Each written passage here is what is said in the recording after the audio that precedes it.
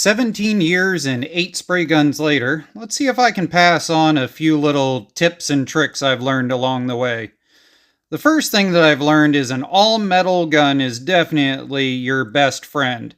I mix a perfect 50-50 with acetone, and that would be because I live near the coast where there's a lot of humidity, and I find that works best. Everybody is going to have a mix that works best for them.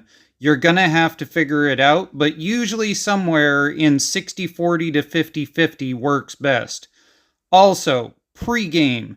You can use something like an Insta coffee can or something like that. Pre-game it by the half quart, mix 50-50, so you just dump it in and go. It's like playing paintball. Slam it in and start shooting again. Now, the other thing is, everybody says it's like sweeping across. It's not like sweeping. It's like sweeping as if you are a teenager and you deliberately flick the broom at the end of each sweep in order to knock dirt underneath something so that you don't have to pick it up with the dustpan later. Keep flicking off of the end of everything. Otherwise, you will end up with a drip at the end of every single run. I don't care if it's a 5-inch run or whether it is a 5-foot runner. Flick the end of it every time. Overlap is another thing. You'll see right here a very solid overlap, and only do it once. Now, what am I doing here down on the ground? I am acetone cleaning. After every half of a quart or so, you want to throw some acetone in, brush it back and forth slowly, and make sure it starts to spray clear again. Now again, keep the sweep. Keep the overlap, keep it consistent, and keep the stupid hose from hitting your paint job.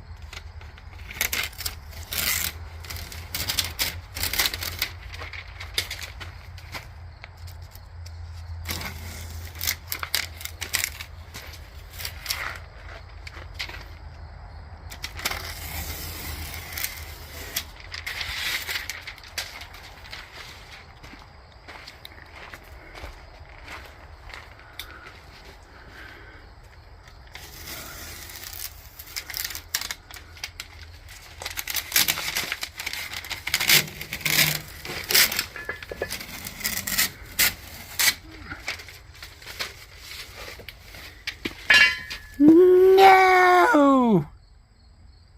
Why? Here we go. It's had about 8 hours to dry, and I just wanted to go and do a little bit of a walk by. It's got a tad bit of a fisheye going on.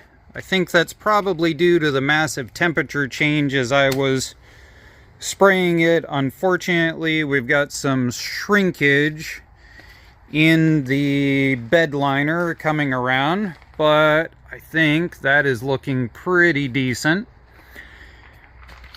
And the no point, the screw up, the why. So this door has something different for paint on it than it should. I don't know what it is, but the Rustoleum doesn't like it. And I've heard rumors in the past that Krylon and Rustoleum may or may not get along at times. So I think that's what's going on with this replacement door. This fender also had a different paint on it that was not mine. All of my stuff is always Rustoleum. And so we have a horrible flash off, whatever you want to call it, going on right here. So when I pulled that, I ended up ripping out a section here, and your instant reaction is to go grab a can of spray paint and spray it on. That was dumb. I should not have done that.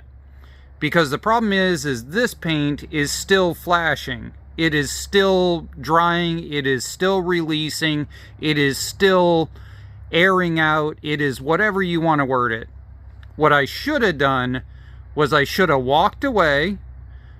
I should have come back to this tomorrow after 24 hours, and then I could have spray painted it. I could have acetoned it in order to etch it back in, and then I could have spray painted it after an hour, and I would have been perfectly fine. As it is now, what I've got to do is I've got to let this sit for 24 hours. I'm going to acetone rub it in order to get it to level back out. 24 hours later, I will come back across it with a can of Rustoleum, and hopefully I can blend it in. I've been doing this for 17 years, probably 50 vehicles, and even I still screw up. So don't harp on yourself. Get out there, do it, learn. You're gonna make mistakes, but hopefully at the end of the day you end up with something that you can drive down the road, go get your kids, haul a truck with, haul a trailer, and make a life for yourself.